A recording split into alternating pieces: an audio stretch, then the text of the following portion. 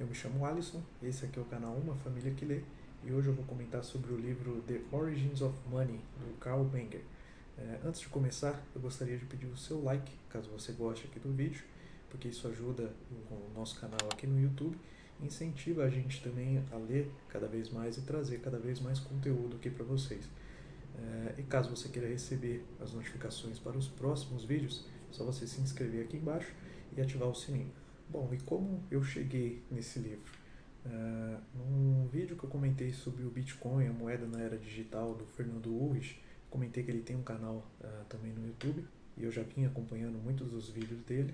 E em um desses vídeos ele recomendou uma série de livros e esse aqui era um deles. Então, nesse livro, o Carl Menger, que é um dos pais, ali, fundadores da escola austríaca, né, do pensamento da escola austríaca, ele vai tentar chegar então numa teoria para explicar o surgimento, a história do que a gente conhece como dinheiro, que é interessante também de perceber, porque a primeira edição desse livro ela é de 1892, e aí logo no início do livro o autor ele deixa claro que é, por mais que pareça algo muito simples, no momento em que ele está escrevendo o livro, ainda não tem uma teoria definitiva, né, dentro do mundo ali da economia, sobre a história, né, sobre a origem do dinheiro. Então, o que ele tenta fazer é, por um ponto de vista histórico, né, quase como ele um historiador mesmo, ele tenta explicar todo esse processo que ocorreu para chegar ao ponto que a gente tem hoje, né, como dinheiro, crédito, etc. O que é bacana comentar também é que ele não foca apenas no dinheiro em si, né? Então ele tenta explicar todo o contexto histórico e até as questões psicológicas, né, de certa forma, das pessoas em cada um desses momentos na história. Então, desde o início, quando, por exemplo, as pessoas não conseguiam sequer dar conta das suas necessidades básicas, né? Então elas não tinham o suficiente para comer, etc. Então, nesse momento, o que ele explica é que nesse momento a moeda, o dinheiro não fazia sentido, porque as pessoas não conseguiam nem ter os bens necessários para sobreviver.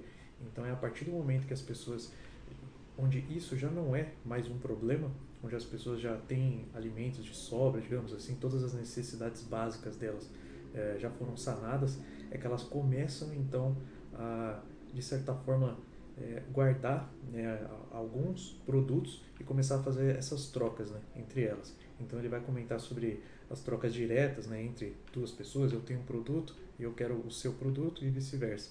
E as indiretas também. E aí é nesse ponto que ele começa a comentar como é importante entender como é, algumas moedas têm mais valor do que outras, né? Então ele comenta, por exemplo, que vamos dar um exemplo simples aqui. Digamos que eu planto batatas, você é um sapateiro. Eu então tenho batatas, eu preciso de um sapato. Porém, você fabrica sapatos, porém você não quer uma batata, né? Você não está buscando esse tipo de produto. Então eu preciso buscar um intermediário, né, para fazer esse modelo de troca. E aí com isso, e ao longo do tempo, as pessoas foram percebendo que algumas mercadorias elas tinham o que a gente conhece como liquidez, né? Então, algumas mercadorias eram mais fáceis, né, de serem trocadas por qualquer produto. Então, aí que você começa a ter muitas pedras preciosas, até algumas coisas que, se você for ver, não tinham é, nenhuma utilidade prática. Eram coisas mais para guardar, né? Coisas como objetos preciosos, ouro, prata, bronze em certos aspectos. Então é nesse momento que ele começa a ver que algumas pessoas começam a perceber esse tipo de coisa, né? Esse tipo de impacto que certas mercadorias têm nas suas trocas, então elas começam a guardar, né, parte desses produtos, o que acaba, como essas mercadorias têm valor para aquele grupo ali de pessoas, né, para aquela sociedade, o fato dela guardar esse produto já mostra como ela está pensando com uma visão a longo prazo, né? Ela está pensando que eu não vou gastar isso agora, porque provavelmente isso daqui vai valer ainda mais no futuro. Então eu vou guardar porque aí eu consigo trocar isso aqui lá na frente.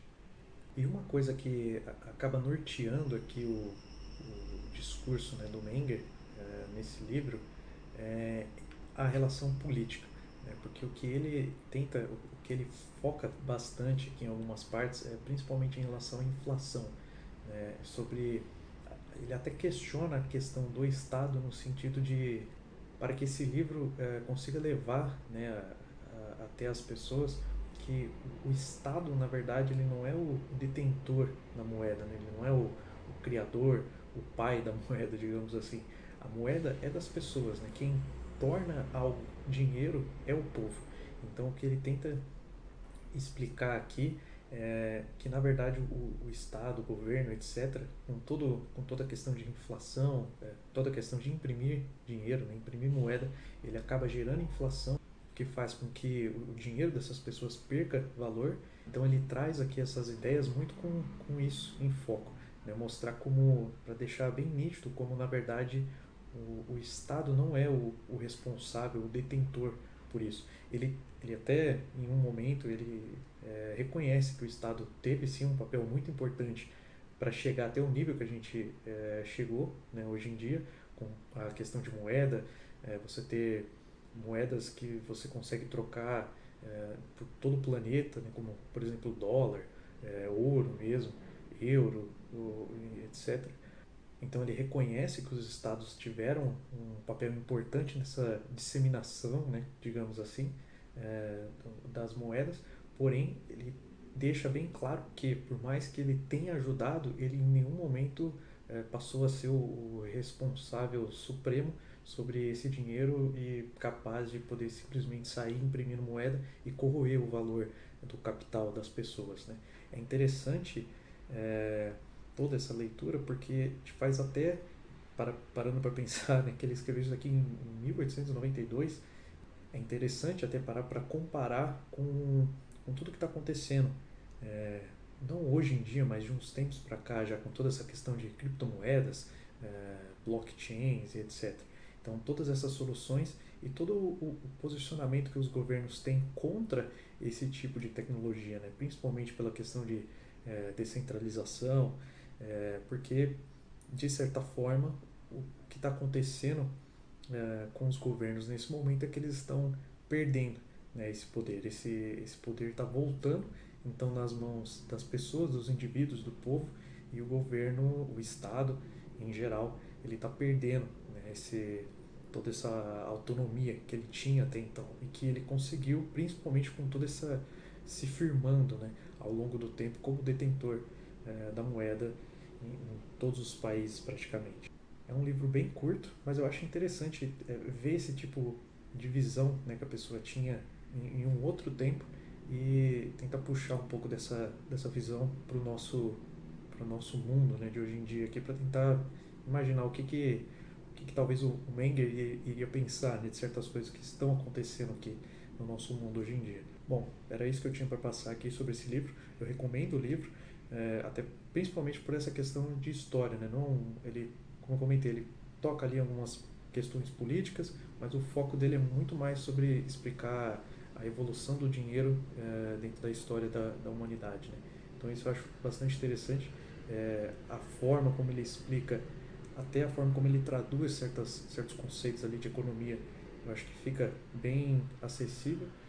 Eu acho que pode ser um livro interessante para você. Bom, comenta aqui se você já leu o livro, se você conhece outros livros do Carl Menger, se você tem interesse de ler esse daqui. Eu vou deixar o link para ele aqui embaixo e até o próximo vídeo então. Até mais.